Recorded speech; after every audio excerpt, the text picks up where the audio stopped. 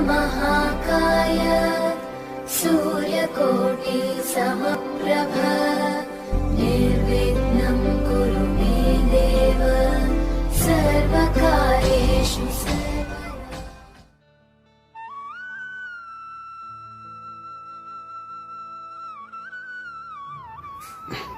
गुरुर्ब्रह्मा गुरुर्विष्णु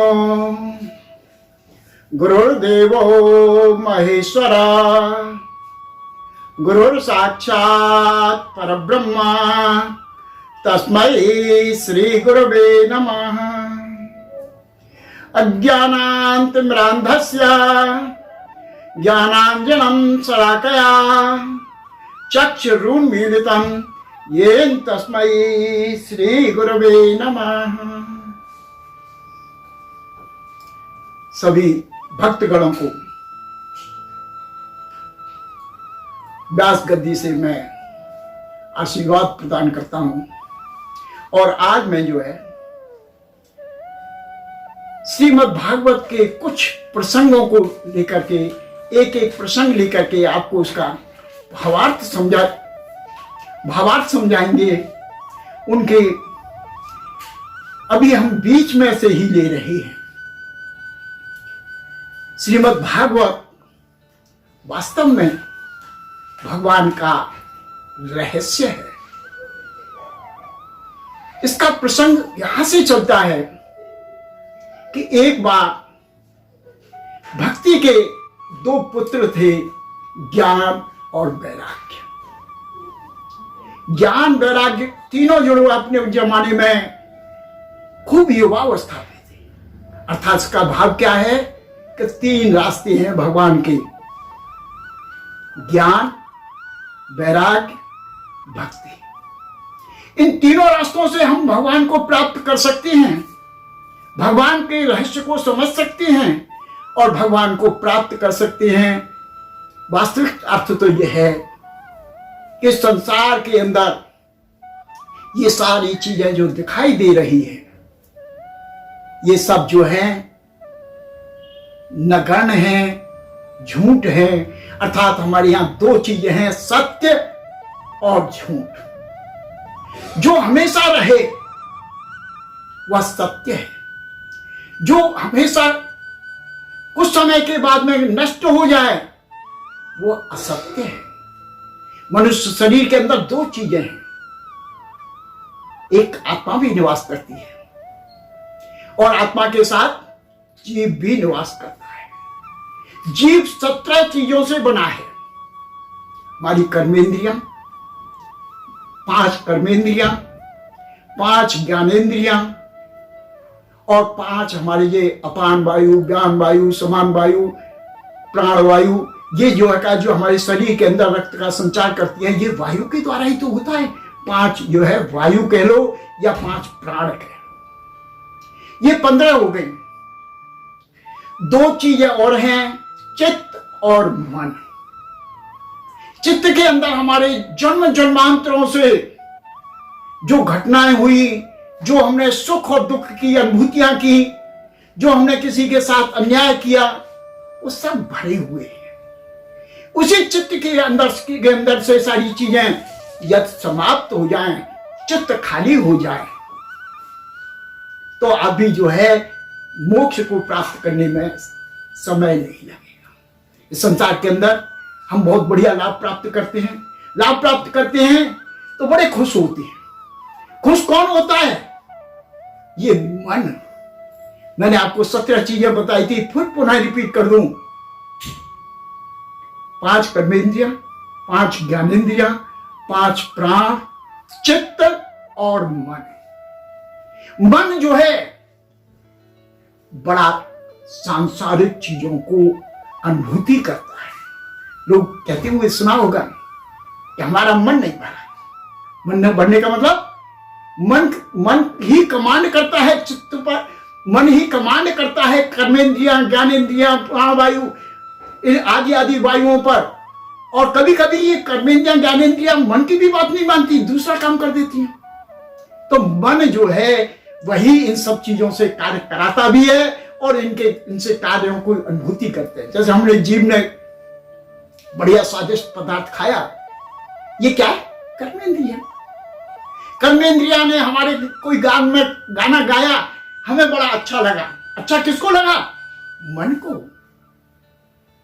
हम जो कहते हैं कि भगवान की जब प्रार्थना करनी है तो मन को एकाग्र करो। एक व्यक्ति आया हमारे पास, कहने लगा कि देखो साहब, मेरी कोई ग्रह खराब तो नहीं है, मेरा टेंडर पास नहीं हुआ। क्यों नहीं हुआ? अरे भगवान तो उसे अच्छे की ओर ले जा रहे हैं, पर उसका मन खराब हो गया। मन के अंदर यह आया कि मेरा लाभ नुकसान हो गया मुझे। किसको लगा? मन को। मन के अंदर इसके दुख उत्पन्न हो गया, और वो ये कह दे कि ये लाभ और हानि तो सब ईश्वर का थी, और उसे मन उसे एक्सेप्ट न करे, स्वीकार न करे कि कोई दुख नहीं सुख नहीं, मैं तो जब जाऊंगा सब चीज छोड़ी जानी है, तो मैं काय का दुख सुख करूं? तो फिर उससे जो है मन उसको इन चीजों विकारों से सुख और दुख की अनुभूति नहीं करेगा। जितने भी संत पुरुष होते हैं वो रामकृष्ण परमहंस के बारे में कहते हैं कि रामकृष्ण परमहंस महान संत थे, उनके स्वयं के कैंसर हो गया। उन्होंने सैकड़ों अपने शिष्यों की जो बीमारियां थी वो ठीक करी, कैंसर जैसी, तो वो स्वयं कष्ट को जो है दूर नहीं करते, उनके कष्टों को स्वयं अपने ऊपर ले लेते और उसको जो है अनुभूति कराती हैं कि वह सुख अनुभव करते। रामकृष्ण परमहंस के जब लास्ट समय में कैंसर हो गया था, तो रामकृष्ण परमहंस को भी जो है लोगों ने, उनके शिष्यों ने कहा, महाराज तुमने तो उनके फलाने के अमुक आदमी के जो है तुमने उसके कैंसर को ठीक कर दिया, अब आप इनको क्यों नहीं कर रहे? नहीं, रामकृष्ण परमहंस ने कहा, नहीं, मैं अपने कैंसर को ठीक नहीं करूंगा, क्योंकि मैं कैंसर को ठीक तो कर सकता हूं, पर ये जो कैंसर तो हुआ तो इस शरीर में ही तो है, आत्मा में थोड़ी हुआ कैंसर। अब मैं इसको अभी ठीक कर लूं शरीर को, तो मुझे फिर दूसरा जन्म लेकर के इसे भोगने के लिए आना पड़ेगा। मैं चाहता हूं कि अगला जन्म ही ना हो मेरा, मैं तो भगवान के पास बैठूंगा, वह सुख दुखों को देखूंगा कौन कौन कैसे होते हैं। तो रामकृष्ण परमहंस ने अपने कैंसर को ठीक नहीं किया। संत पुरुष बड़े बड़े, हनुमान प्रसाद पोद्दार जो गीता प्रेस के जो मालिक रहे थे, अंत समय में उनकी भी बड़ी पीड़ा हुई, पर उन्होंने अपनी पीड़ा को सहन किया। वो कभी कभी जो है उनके भक्त थे, उनके सहयोगी थे राधे बाबा वृंदावन वाले। राधे बाबा बाद में पहले तो जो है का बड़े विरक्त थे, ज्ञान वाले थे, वैराग्य वाले थे, परंतु उन्होंने जब भगवान की अनुभूतियां देखी, हनुमान प्रसाद पोद्दार की भक्ति देखी, तो वो उनके भक्त बन गए।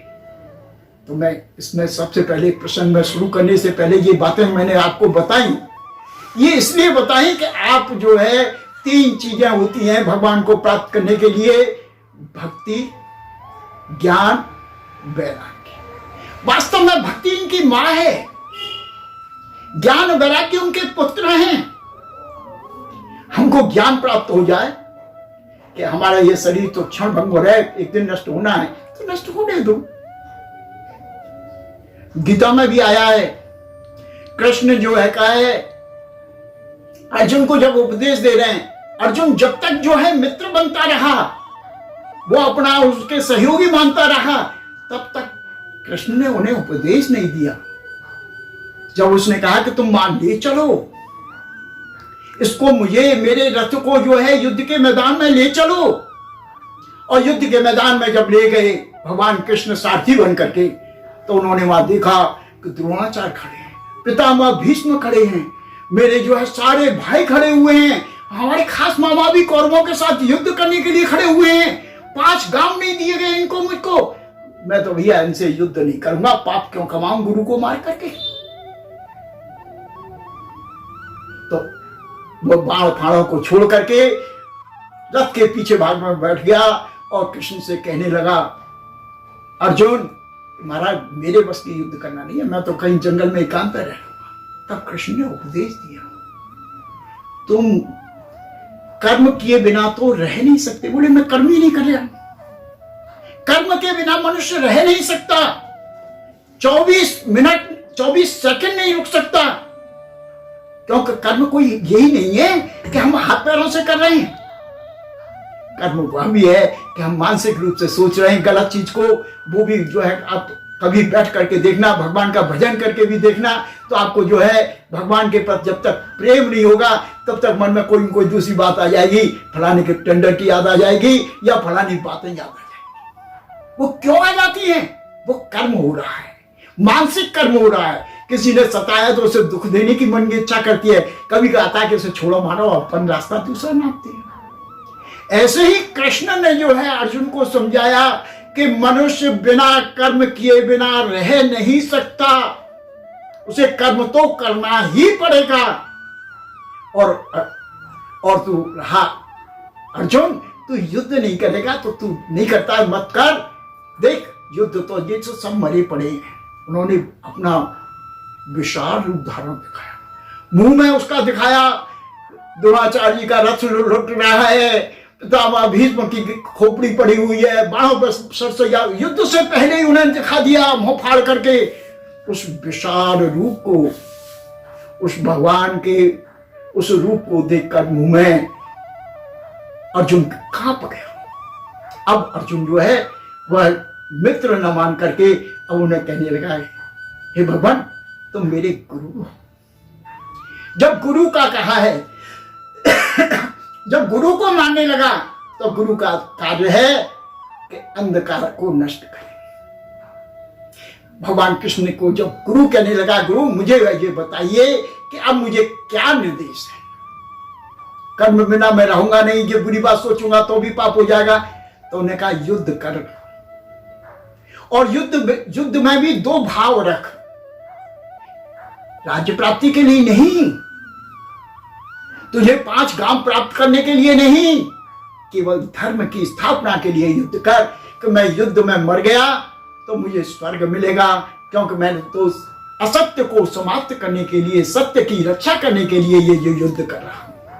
और तूने प्राप्त हो गया, तूने सबको ही मार लिया, तो फिर जो है कहा तुम स्वर्ग को प्राप्त करोगे, मोक्ष को प्राप्त करोगे, तुम ईश्वर बन जाओगे।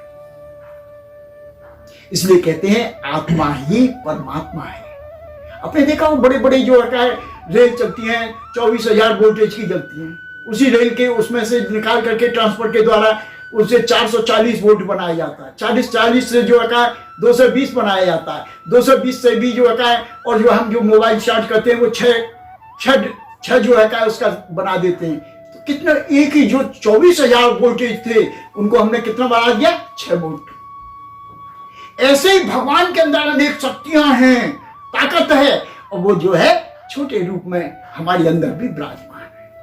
हम उसी शक्ति से ये कर्मेंद्रियां, ज्ञानेंद्रियां, प्राण, चित्त, मन, उसी की शक्ति से चलते हैं। जब आत्मा निकलती है ये सब निर्जीव हो जाती है। इन्हीं शरीरों से, जो कर्मेंद्रियां, ज्ञानेंद्रियों से एक सूक्ष्म शरीर मिलता है, उस सूक्ष्म शरीर को लेकर आत्मा चलती है, आत्मा भी रहती है। आत्मा दुख नहीं पाती, क्योंकि आत्मा तो सत्य है, आत्मा तो परमात्मा है। आत्मा न सुख पाती है, न दुख पाती है, न सुखी होती है, न दुखी होती है, न बुढ़ी होती है, न जो है जवान होती है। वो तो भगवान का अंश है, वो तो एक सा ही रहेगा। करंट कभी बुढ़ा होते देखा है तुमने? 24,000 वोल्टेज कभी जो है अपने आप चलते रहे तो कुछ समय के बाद में वो क्या 10,000 हो जाएंगे? ऐसी वो शक्ति कभी क्षीण नहीं होती, और वो ईश्वर तत्व है। तो महाभारत के युद्ध में भी उस भगवान कृष्ण ने जब अर्जुन ने गुरु बना दिया तो उसको जो का ज्ञान दिया, तब जो है फिर भी कहने लगा मैं युद्ध नहीं करूंगा, गुरु पर बाण नहीं चलाऊंगा, पितामह भीष्म पर बाण नहीं चलाऊंगा। मैं कहा मूर्ख, तू तो उनके ऊपर नहीं चला रहा है, ये पितामह जिसको देख रहा है ये यानी कितनी बार पैदा हो गए और कितनी बार नष्ट हो गए, ये तो सब मेरे अंश हैं। तब अर्जुन को अनेक उपदेश, पूरी गीता दी, तब उसे ज्ञान हुआ, और ज्ञान हुआ तो वो युद्ध लड़ा, और सत्य के लिए जो लड़ता है वो जो है ईश्वर को प्राप्त होता है, अर्थात परमात्मा को ही प्राप्त हो जाता है। अब हमारा प्रसंग मेन तो यही था श्रीमद् भागवत पर। भागवत में जो है 3 मार्ग हैं, भक्ति, ज्ञान, वैराग्य। ये भी घूमते घूमते अपने अपने सतयुग में कलयुग में घूमते घूमते कलयुग में आ गए। सतयुग से जो है कहा द्वापर में गए, द्वापर से सतयुग से जो है कहा है त्रेता में गए, त्रेता से द्वापर में, ऐसे घूमते घूमते कलयुग में आ गए। कलयुग में क्या स्थिति थी? ज्ञान और वैराग्य। जो भक्ति के पुत्र थे वो दोनों वृद्ध हो गए थे, बेहोश पड़े थे। और उस भक्ति 16 वर्ष की युवती थी, जो मां थी वो 16 वर्ष की, और ज्ञान वैराग्य बुढ़े बुढ़े और बेचारे जो होश नहीं। और भक्ति कह रही थी बेटा, भक्ति कह रही है ज्ञान के कोने में, बेटा उठो, तुम कैसे क्षीण हो गए हो। घूमते घूमते वृंदावन में आए और वहां ज्ञान और वैराग्य जो है बिल्कुल ही अधमरे हो गए। घूमते घूमते देवर्ष नारद जी पहुंचे, उन्हें उनको देखा, उन्हें देखा तब उन्हें कहा कि ये क्या? मां षोडशी उनके पास में जो है जाकर के पूछे कि मां आप कौन हो, ये दोनों कौन है? तब भक्ति ने कहा देवर्ष जी आप मेरे दर्शन देकर आपने मुझे बड़ा कृतार्थ किया। ये मेरे दोनों पुत्र ज्ञान और वैराग्य ये वृद्धत्व को प्राप्त हो गए हैं। इस कलयुग में यही है। वृंदावन में भक्ति का मार्ग क्यों है? भगवती अब यहां कहते हैं कि भक्ति षोडशी हो गई, 16 वर्ष की हो गई, अर्थात भक्ति का जो है का वर्चस्व बढ़ गया। और ज्ञान वैराग्य यहां पर जो थे सतयुग में, त्रेता में, द्वापर में, ये सब वृद्धत्व को प्राप्त हो गए। यानी अब न ज्ञानी रहे हैं न वैराग्य वाले रहे हैं। अब तो भक्ति के द्वारा ही ईश्वर को प्राप्त हो सकते हैं। भक्ति ही षोडशी है। तो अब श्रीमद् भागवत में यही बताया है कि उन ज्ञान वैराग्य की मुक्ति भक्ति ने कैसे की, उसका जो है प्रसंग चलता है। फिर वो जो है नारद जी जो है तुरंत जाते हैं, सब लोगों से पूछते हैं, भद्र का आश्रम में जाते हैं और भद्र का आश्रम में वहां मिलते हैं सनक सनंदन सनत कुमार जी। उनसे पूछते हैं कि ऐसे ऐसे मैं देख के आया हूं, उनके उद्धार का कोई उपाय बताइए। क्या उपाय है? अनेक लोगों से पूछा, सबने टाल दिया कि भाई नारद जी तुम पे उपाय नहीं है तो हम पे कहां से आ जाएगा। सनत सनंदन सनत कुमार ने कहा कि देखो तुम गंगा जी किनारे जो है श्रीमद् भागवत का श्रवण करो और तुम भागवत कहो। बोले महाराज आप कोई कहने को। सनक सनंदन सनत कुमार जी ने वहां पर भागवत करी, भागवत का ज्ञान सुनाया, और उस ज्ञान को ही सुन करके वहां भक्ति और ज्ञान और वैराग्य पहुंच गए। वहां पर ज्ञान वैराग्य पुनः जीवित हो गए। सनक सनंदन ये नारद जी को यजमान बना करके भागवत कही थी। उनने फिर जो है उसको अधिकार दिया। फिर वहां पर सूत जी महाराज पहुंचे। सूत जी ने जो है फिर जो है सूत जी ने जो है इसको कलयुग में इसका प्रचारित किया। तो मैं यही कह रहा हूं कि श्रीमद् भागवत भक्ति ज्ञान वैराग्य जो कलयुग में समाप्त हो गए, ज्ञान वैराग्य पर भक्ति का जो बोलबाला है, तो आपको भगवान के प्रति भक्ति करना चाहिए और भक्ति करने से जो है ईश्वरत्व को प्राप्त हो जाएगा। मन को चित्त में जो आपके चित्त के अंदर अनेक जो है का पूर्व जन्मों की कथाएं भरी हुई हैं, पूर्व जन्मों के हमारे कर्म भरे हुए हैं, उनको भोगने के लिए हमने जन्म लिया है।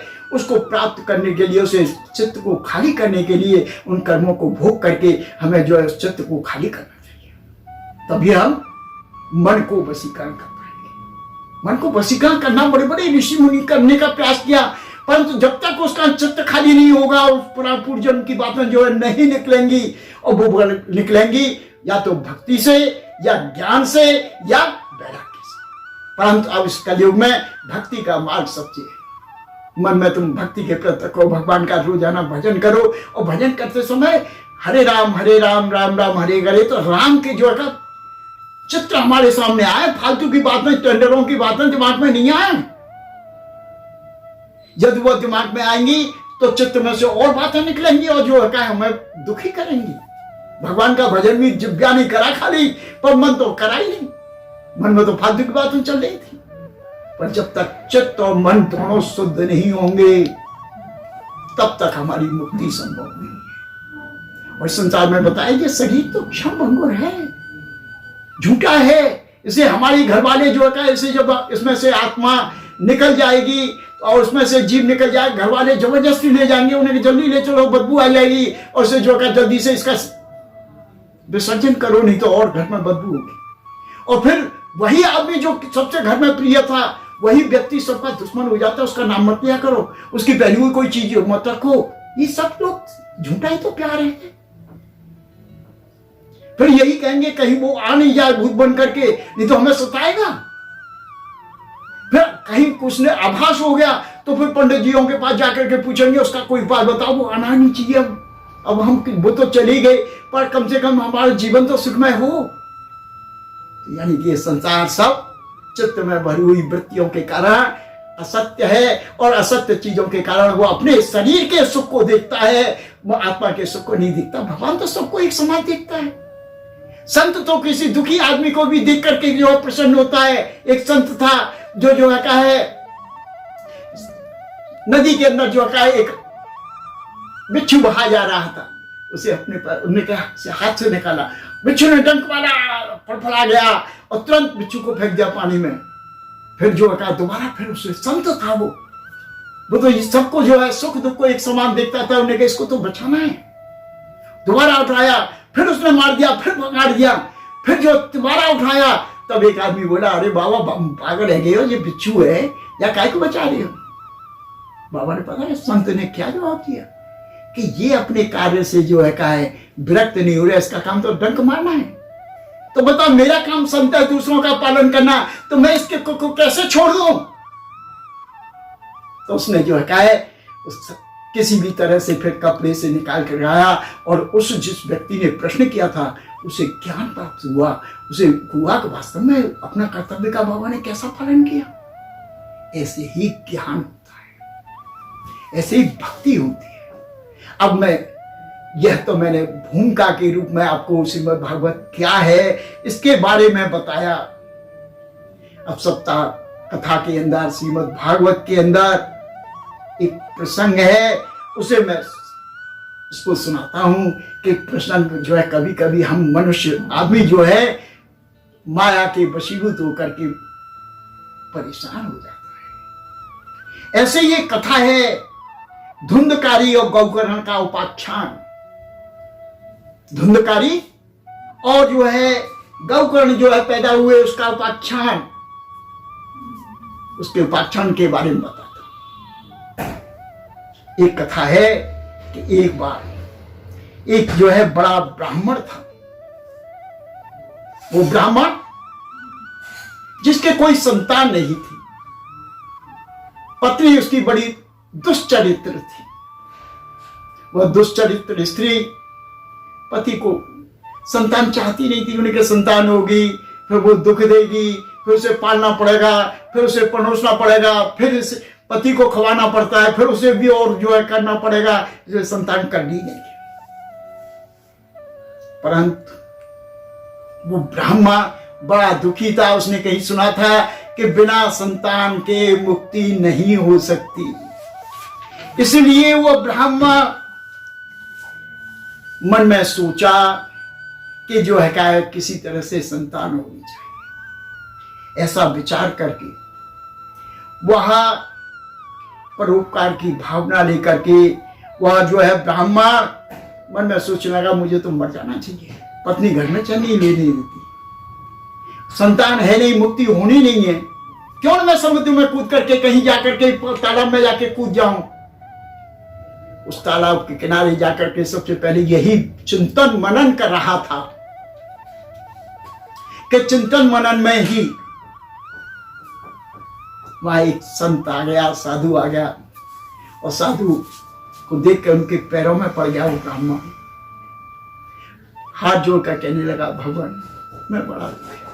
उन्होंने कहा ब्राह्मण तुम पैर छूटे हो, चलो जहां तक भी ठीक है, पर तुम दुखी क्यों। उन्होंने कहा भाई हम तो साधु हैं, हमारा काम तो जो है क्या देखो परोपकार करना है। साधु के लक्षण भी बताए हैं कहा दानेन पाणिना तु कंगनेना श्रोत्रम सुतनैव च कुंडलेना विभात काया करुणा पराणाम परोपकारान चंदनेन। हाथ की शोभा कंगन पहनने से नहीं होती, इन हाथ की शोभा दान है ना। इन्हीं हाथों से किसी को गरीब को दान दो, जो पात्र है उससे इस हाथ की शोभा है, कंगन पहनने से शोभा नहीं है। श्रोत्रम च सुतनैव च, इन कानों की शोभा जो बढ़िया बढ़िया रंग रूप से कर ले ऐसा नहीं है, गाने सुन ले इससे नहीं है। सुतनैव च, हमें भगवान की रहस्यों को सुनना चाहिए और अपने चिंतन मनन करके हमारे जीवन को परिवर्तित करना चाहिए। और कुंडलेन, कुंडल पहनने से कानों की शोभा नहीं है, इस कान की शोभा तो उसी से है जब हम ज्ञान की भक्ति की करें। जो लोग शरीर पर चंदन लेप लें तो चंदन लेपने से इसकी शोभा थोड़ी बढ़ती है। विवात काया करुणा पराणाम परोपकाराम, परोपकार करने से शरीर से कहा विद्या विवादाय धनम मदाय सत्य परेशान परपीडनाय खलश्च साधो विपरीत वेतत् ज्ञानाय दानाय च रक्षणाय। संत पुरुष के लिए विद्या किसके लिए होती है? ज्ञान के लिए। धन किसके लिए होता है? दान के लिए होता है। शक्ति बढ़ गई, उसके अंदर ताकत आ गई तो दूसरों को परेशान नहीं, कोई किसी शक्ति से परेशान कर रहा है, उस परेशानी को, उस परेशानी से बचाने वाले यानी शक्ति तुम्हारे अंदर है और गरीब आदमी को कोई मार रहा है तो आप उस शक्ति का प्रयोग करके उस गरीब आदमी को बचाओ। उन्होंने और कहा पिबन्ति नद्या स्वयमेव नाभा स्वयं न खादान्ति फलानि वृक्षा। ये वृक्ष जो हैं फल देते हैं, कभी ये अपना खाते हैं क्या? ये तो यही परोपकार है। संत पुरुष जो है कथा सुनाते हैं पर दूसरों को प्रेरित करते हैं कि उससे जो है उस उनकी आत्मा शुद्ध हो, उनके चित्त में से जो पाप भरे हुए वो बाहर निकले, उससे उसकी शुद्धि होती है। ऐसे नदियां जो है पानी बहा रही हैं तो क्या वो पानियां पी जाती हैं? नदियां बहने के बाद में भी सभी लोगों को पिलाती हैं, सबों की पूर्ति करती हैं। बादल कभी जो आकाश से जो वर्षा करते हैं क्या वो पीते हैं क्या बादल पानी? परोपकाराय फलंत वृक्षा, ये परोपकार हैं संत पुरुषों के ये लक्षण कहे हैं। ऐसा कहने पर वह जो है ईश्वर तुल्य संत पुरुष उनके से कहने लगे हम तो संत हैं, तुम्हें कुछ देने ही आए हैं, तुम बोलो सही। तब उसने अपने मन की बात उस ब्राह्मण ने कही कि महाराज मैं जो है बड़ा, मेरे कोई संतान नहीं। फिर संत ने उसकी मस्तक रेखा देख करके कहा कि ब्राह्मण मुंच ज्ञानम प्रजारूपम बलिष्ठा कर्मणो गति, ये तेरे भाग्य में तो संतान नहीं है पर तू क्यों पीछे पड़ रहा है? यदि संतान हुई तो भी तुझे दुख देगी, तू क्यों परेशान हो रहा है? तू संतान मत कर, भगवान का भजन करने से तेरी मुक्ति हो जाएगी। पर ब्राह्मण बोला नहीं महाराज मुझे तो संतान चाहिए।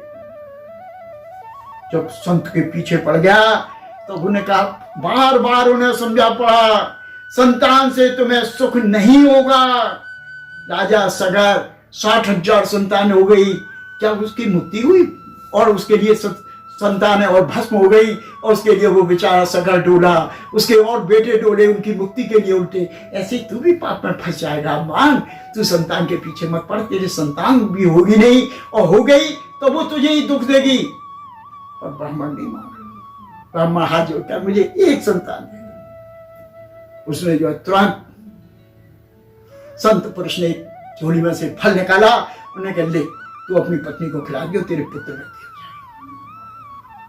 ब्राह्मण वहां से आया और अपनी पत्नी से कहा देख ये तेरे लिए प्रसाद है और तू खाएगी तो तेरी संतान हो जाएगी।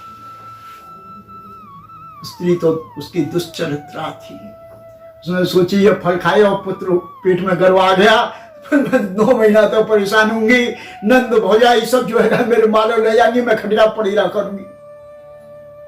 इसलिए उसने उस फल को एक उसके यहाँ नौकरानी थी, ब्राह्मणी थी, जो घर की कार्य करती थी, उसको दे दिया, ले तू खा ले। उसकी बहन आई, उन्हें कहा बहन तू चिंता क्यों करे, मेरे गर्भ है, मेरी संतान होने वाली है, तुझे मैं दे दूंगी अपने। तू करे को दुखी हो, तू आराम राज पाठ कर, और जब होने वाला होगा तब मुझे 1 महीना और बता दूंगी, मैं तेरे पास आ जाऊंगी, होते ही तुझे दे दूंगी, तेरे है तू फिर मुझे बुला लियो, कुछ पैसा ज्यादा करियो। हाँ सब दे दूंगी मैं तो। इसी प्रकार से उसके सौभाग्य से उसका बहन की जो है का संतान हुई। इधर उसने जो ब्राह्मणी को जो काम करने वाली थी, उस ब्राह्मणी को दे दिया, वो भी जो है उसके भी एक संतान।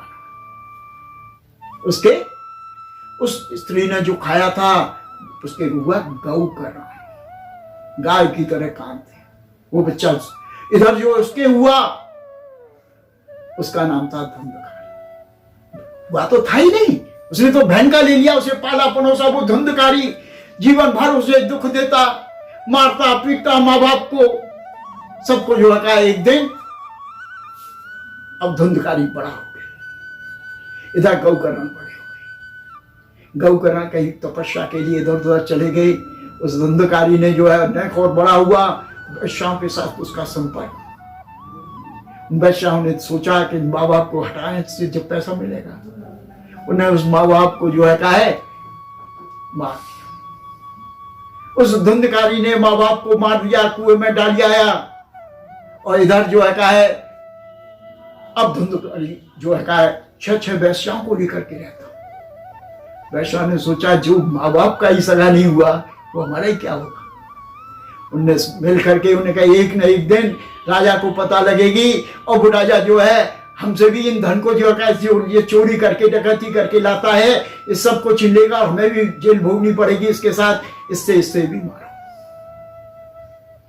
अब वो जो है उन 6 वैश्याओं ने उसका भी मर्डर करके उसे वहीं की वहीं गाड़ दिया। लोगों ने कहा कहां चला गया धुंधकारी, उन्हें कहा परदेश कमावे गए हैं। कुछ समय तक वो 6-7 महीना 10 महीना वहां रही, बोले अभी नहीं आया, बोले नहीं आया। उन्हें सोची कि ये हवा खुलेगी, इसलिए वो जो है सब सामान सट्टे को लेकर दूसरे शहर में, आजकल तो कंट्री है तो भारत से जो है यूक्रेन चले गई, तो यूक्रेन के युद्ध में जो है समाप्त हो गए।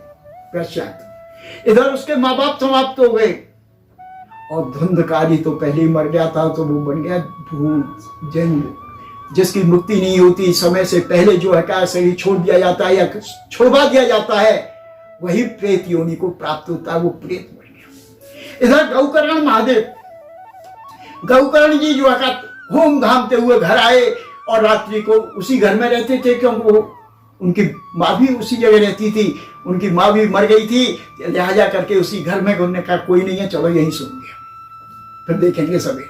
रात को सोई तो देखा कि कभी ऊंट के रूप में, कभी जो है कहा मनुष्य के रूप में, कभी बोल नहीं पा रहा, और कोई जो है आ रहा है उनके पास। तो उन्होंने कहा कोई न कोई बड़ा है। उन्हें हाथ में जल लेकर भगवान की प्रार्थना की, और भगवान की प्रार्थना करके उस जहां दिखाई दे रहा था वही पानी डाला, पानी डाल दी, उसकी आवाज आ गई। तब बोला कि मैं तुम्हारा भाई धुंधकारी, मेरी ऐसे ऐसे दुर्गति हुई है, अब तुम किसी प्रकार से मेरी मुक्ति करो। उस मुक्ति के लिए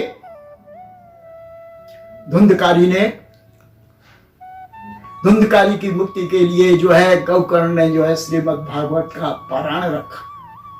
एक पारायण में सब लोगों को, आत्माओं को, उसके माता पिता को, उसके जो है वैश्याओं की आत्मा घूम रही थी, उन सबका आवाहन किया, सबको वहां पर अपने अपने स्थान पर बैठाला। गौकर्ण को जो है एक बांस गाड़ दिया, उन्हें कहा तू इसके ऊपर बैठ। बांस में छिप करके वो पहली पंगोली में आ गया।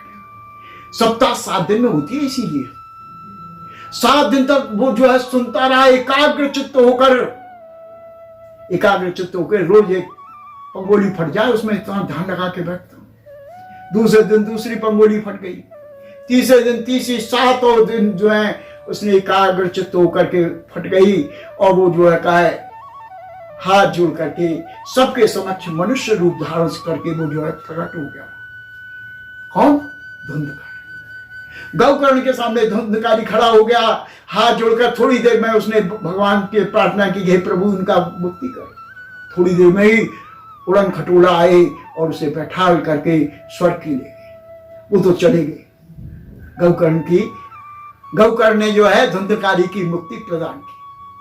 भक्ति पहले तो उसे भक्ति प्रदान की, जिस भक्ति के कारण वो बांस के अंदर भूखा प्यासा 7 दिन तक बैठा रहा।